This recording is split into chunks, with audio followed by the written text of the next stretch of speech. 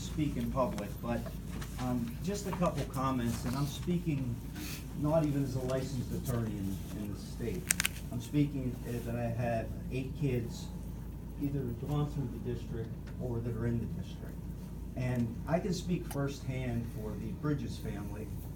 I don't think there was any malicious intent or anything along those lines in terms of them doing a social media outreach or anything like that. I think that they have a belief system. That belief system got imposed upon, and they simply took a stand. I also have firsthand experience with working with Dr. Rowe, and she truly does care for the kids.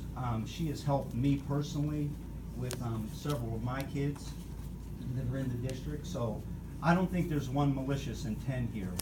But the gentleman mentioned about the taxpayer.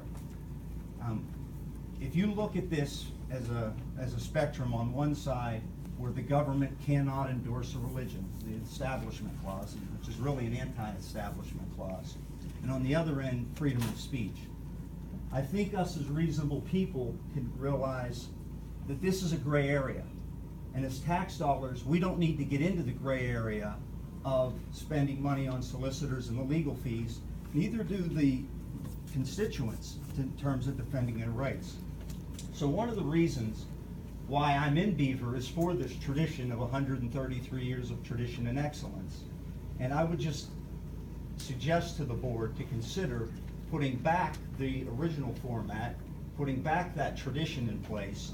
And then the other thing, just if you look at the ages in this room, the other thing that isn't happening in school, just as another side note, and it's a long prayer, or at least an opportunity for a child to give thanks and a prayer to their classmates as they graduate, is we don't even say the Pledge of Allegiance in school right now.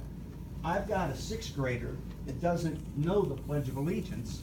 So as this gentleman says, it gradually gets taken a bit at a time. And I just don't think it's any malicious intent on either side. But from my experience, it's just something I'd ask the board to consider, that to put this tradition back in place, at least at the commencement. And the comment, I saw some comments about the maybe the Pledge of Allegiance in school. From what my kids tell me, and I've got 8 of them, so it's not something like it used to be when we were in school where there was a set time aside to do this. It's starting to get looked over, and all I'm saying is people live here and move here for this tradition and just not change it.